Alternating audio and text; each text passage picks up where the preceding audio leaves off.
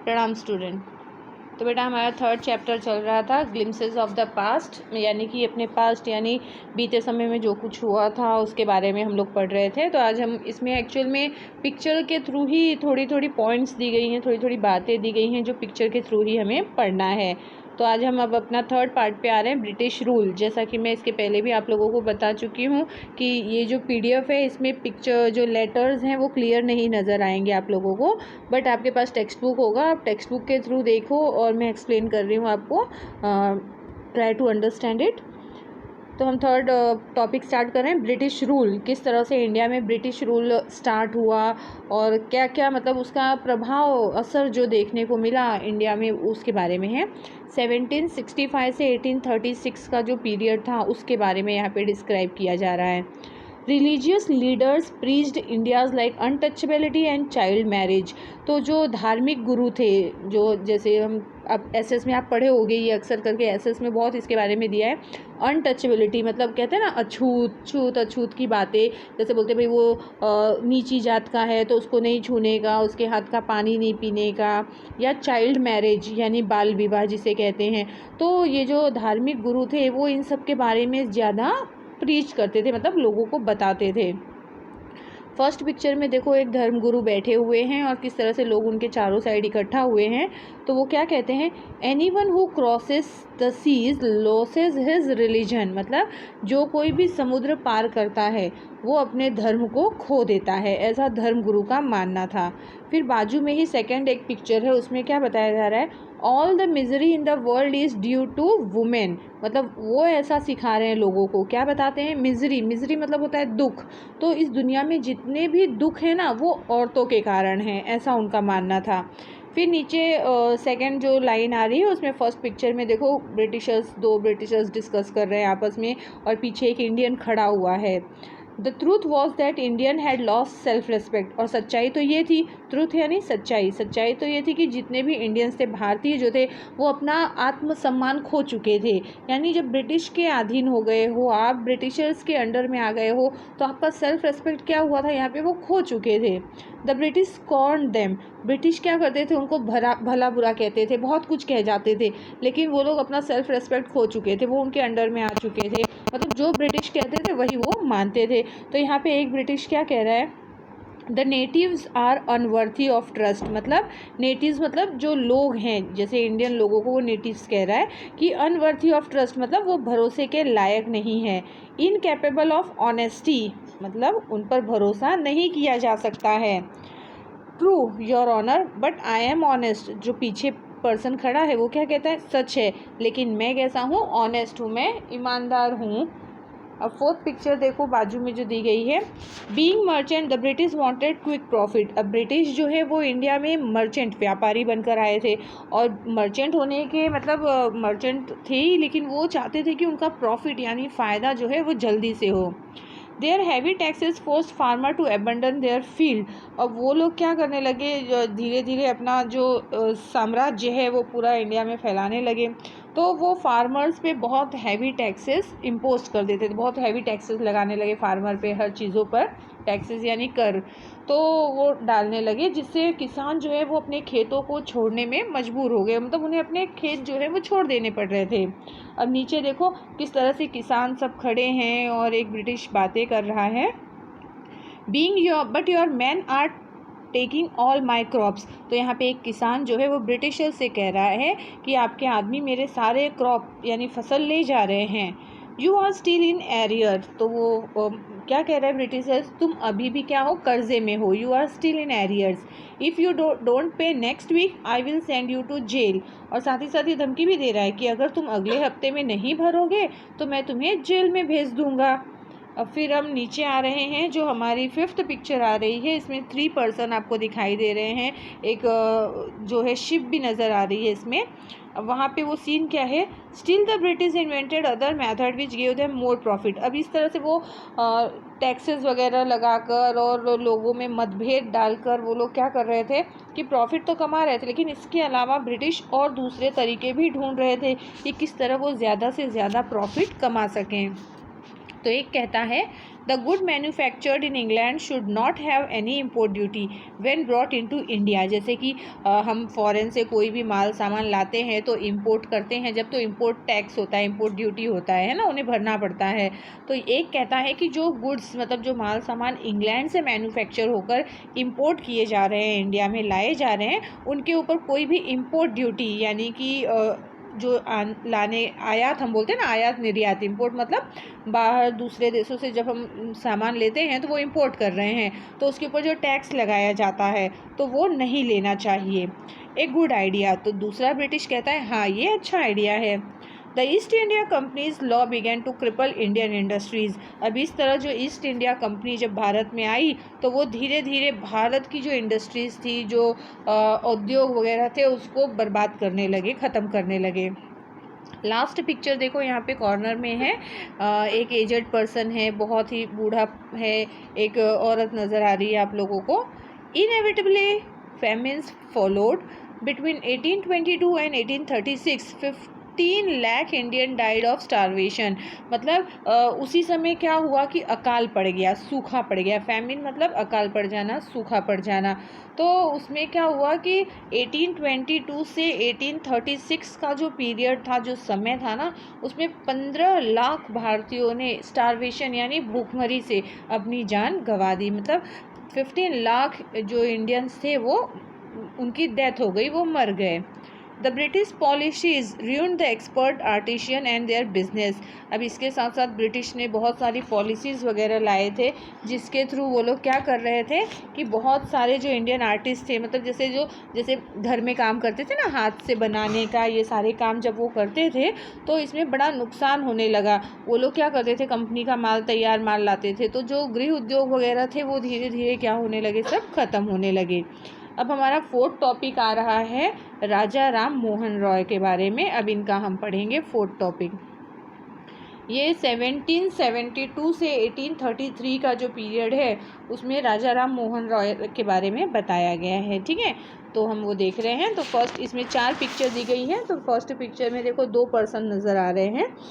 Raja Ram Mohan Roy, a learned man from Bengal, understood what was wrong with the country। अब राजा राम मोहन रॉय जो थे, यहाँ पे राम मोहन रॉय ही लिखा है, तो वो बंगाल से बिलोंग करते थे, बंगाल से थे और बहुत ही पढ़े लिखे विद्वान थे। उन्हें ये तो समझ में आ गया कि उनके देश के साथ क्या गलत हो रहा है। अब यहाँ पे वो बोलते हैं let us not despise our self, our ancient culture is great. तो कहता है हमें अपने आप को बर्बाद नहीं करना है। हमारी जो भारतीय संस्कृति है, जो प्राचीन संस्कृति है, वो बहुत महान है। And we are capable of greater achievement, और हम इतने कैपेबल हैं कि हम और ज़्यादा हासिल कर सकते हैं। We must first reform our society, superstition have been ruining us. Superstition मतलब क्या होता है, अंधविश्वास। तो वो कहते हैं सबसे पहले हमें हमारे समाज को अच्छे से तैयार करना होगा। जो ये अंधविश्वास जो सबको बर्बाद कर रहा है उसको हमें हमारे अंदर से हटाना होगा। बहुत सारी ऐसी कुरीतियाँ थी ना, एसएस में आप पढ़े होंगे, जैसे चाइल्ड मैरिज, बाल विवाह हुई, फिर वो लड़की पैदा हो गई तो वो दूध पीती करते थे, मतलब उस दूध में डुबो के मार डालते थे, सती प्रथा थी, फिर लड़कियों को पढ़ने नहीं दिया जाता था। ऐसे बहुत सारे जो अंधविश्वास थे, तो ये सब पहले समाज से बाहर निकालना होगा, ऐसा उनका कहना था। अब बाजू में देखो, he told his wife Uma. अब यहाँ पे राजा राम मोहन रॉय जो है वो अपनी पत्नी उमा से कहते हैं cows are of different colours but the colour of their milk is the same. क्या कहते हैं कि गाय, आप लोग भी देखे होंगे ना, गाय अलग अलग कलर की होती हैं, ब्लैक होती हैं, वाइट होती हैं, ब्राउन होती हैं, लेकिन भले उनका रंग अलग होता है लेकिन जो दूध उनके बॉडी से निकलता है वो मिल्क का कलर कैसा होता है, सबका सफ़ेद ही होता है, एक ही होता है। Different teachers have different opinion but the essence of every religion is the same. मतलब अलग अलग जो टीचर्स होते हैं, जो समझाने वाले होते हैं, उनके सबके अलग अलग राय होते हैं, लेकिन सबका जो मकसद होता है हर धर्म को लेकर वो क्या होता है, एक ही होता है। मतलब पढ़ाते तो वो अलग अलग हैं, मतलब पढ़ाने का जो उनका अलग, सब टीचर्स के राय जो होते हैं, ओपिनियन हम कह सकते हैं, जो उनका हम कहते हैं ना, एक ही टॉपिक पे कई ओपिनियन, सब अपनी अपनी राय दे सकते हैं। तो लेकिन जो धर्म होता है ना, हर धर्म का एक ही सिद्धांत होता है। Now we come to the third picture. देखो यहाँ पे एक ऊपर बैठे हुए हैं। He was attracted by science and modern knowledge. यहाँ पे राजा राम मोहन रॉय जो हैं वो विज्ञान से और आधुनिक ज्ञान से बहुत ज़्यादा अट्रैक्ट हुए थे, उनको उनसे काफ़ी लगाव हुआ था। Knowledge should be practical and scientific, उनका ऐसा मानना था। वो देखो कहते हैं कि ज्ञान कैसा होना चाहिए, प्रैक्टिकल, ऐसा नहीं कि हमने सुन लिया बस सुना है, ऐसा नहीं, करके दिखाओ उसे, प्रैक्टिकल एंड साइंटिफिक, मतलब किसी भी बातों पे मत मानो, किसी भी अंधविश्वास पे मत जाओ, वो प्रैक्टिकल होना चाहिए। फिर नीचे देखो, एकदम नीचे जो लोग बैठे हुए हैं, नीचे लिखा है he started newspaper but the suspicious British stop them in 1823। अब यहाँ पे उन्होंने एक अखबार भी स्टार्ट किया, न्यूज़पेपर स्टार्ट किया, ताकि लोगों में जागरूकता लाई जाए, उनको समझाया जाए। लेकिन ब्रिटिश जो थे वो उन्होंने ये जो बट द सस्पिशियस किसको कहते हैं, जो डाउटेड पर्सन होते हैं, तो ये शंकास्पद जो ब्रिटिश थे, इन लोगों ने ये न्यूज़पेपर जो है 1823 में बंद करा दिया। लास्ट पैराग्राफ देखो, he cross the sea and went to England to see what made the British powerful there he told them. अब ये सब जानने के लिए वो समुद्र पार करके राम मोहन रॉय इंग्लैंड भी गए, ये पता लगाने के लिए कि आखिर ऐसी क्या चीज़ है जिससे ये ब्रिटिश इतने पावरफुल बने, इतने शक्तिशाली बने। और फिर वो कहते हैं we accept you as rulers, मतलब हम आपको अपना रूलर मानते हैं, चलो हम एक्सेप्ट कर ले रहे हैं कि आप हमारे रूलर हैं, शासक हैं। And you must accept us as subject, लेकिन आपको भी हमें अपनी प्रजा स्वीकारनी होगी। But you must remember the responsibility a ruler owes to his subject, लेकिन आपको ये भी याद रखना होगा कि एक जो राजा होता है उसकी उसके प्रजा के प्रति क्या जिम्मेदारी होती है। सब्जेक्ट मीन्स यहाँ पे प्रजा ही होती है, तो राजा को ये मानना होगा, उसे ये याद रखना होगा कि अपने प्रजा के प्रति उसकी क्या जिम्मेदारी है, क्या जवाबदारी है। ओके, तो बेटा ये हमारा थर्ड और फोर्थ पार्ट आज हमने मतलब कंप्लीट किया, थर्ड और फोर्थ है। तो अब फिफ्थ हमारा एक्चुअल में है ऑपरेशन। अब यहाँ पे जो मतलब लोगों में क्या होने लगा, फिर लोग जो है ब्रिटिश के धीरे धीरे खिलाफ जाने लगे, किस तरह से वो आंदोलन करने लगे, तो फिफ्थ पार्ट में दिया हुआ है। तो ये छोटा सा ही है fifth part, let me complete it. ये 1765 से 1835 का पीरियड है। अब इसमें देखो एक जेल नज़र आ रहा होगा आपको, जेल के अंदर दो लोग हैं। But the British continued to oppress Indian, oppress करना मतलब क्या होता है, परेशान करना, उनको बिना बात के सज़ा देना। तो लेकिन ब्रिटिश जो है वो अपना काम मतलब राम मोहन राय ने इतना समझाया कि आप अपनी प्रजा का ध्यान रखो, बट यहाँ पे तो चल ही रहा था, ब्रिटिश जो है वो अपना भारतीयों को परेशान करना जारी रखे। In 1818, they had passed Regulation 3. Under it, an Indian could be jailed without trial in a court. अब 1818 में जो ब्रिटिशर्स थे ना, उन्होंने एक एक्ट पास किया, रेगुलेशन 3, और उस एक्ट के थ्रू क्या था कि किसी भी भारतीय को बिना कोर्ट में पेश किए जेल में डाला जा सकता था। कि मतलब ऐसा नहीं था कि आपको कोर्ट में पेश किया जाएगा, आपके ऊपर मुकदमा चलेगा, ऐसा कुछ नहीं। वो लोग जो है किसी भी इंडियन को जेल में डाल सकते थे। अब बाजू वाली पिक्चर में देखो, 3 ब्रिटिशर्स जो कोट पहने खड़े हैं। All the time British officer in India ड्रीव big salaries and also made Fortune in private business. मतलब पूरे समय जब तक ब्रिटिश का राज चला, जितने भी ब्रिटिश ऑफिसर थे उनको भारत में बहुत अच्छी सैलरी दी जाती थी, और साथ ही साथ वो लोग मतलब वो लोग अपना नसीब जो है वो प्राइवेट बिजनेस में भी आजमाते थे। उन्होंने बहुत सारे प्राइवेट बिजनेस भी अपने अपने खोल रखे थे। तो जितने भी ब्रिटिशर्स भारत में आए थे, जो भी यहाँ पे आए, मर्चेंट बनकर तो आए, लेकिन उन लोगों ने क्या किया, धीरे धीरे अपना कब्जा कर लिया। फिर उन लोगों ने अपने आदमियों को बुलाकर यहाँ जॉब देने लगे, और जितने भी ब्रिटिशर्स आते थे उनकी सैलरी भी बहुत अच्छी होती थी। नीचे पिक्चर देख रहे होगे किस तरह से इंडियन काम कर रहे हैं, ब्रिटिशर्स उनसे काम करा रहे हैं। By 1829, Britain was exporting British goods worth 7 crore rupees to India. 1829 तक ब्रिटेन जो है ना एक्सपोर्ट कर रहा था British goods worth 7 crore rupees to India. मतलब इंडिया को कितने 7 करोड़ रुपीज़ के गुड्स वो क्या कर रहा था, एक्सपोर्ट कर रहा था, यानी दे रहा था।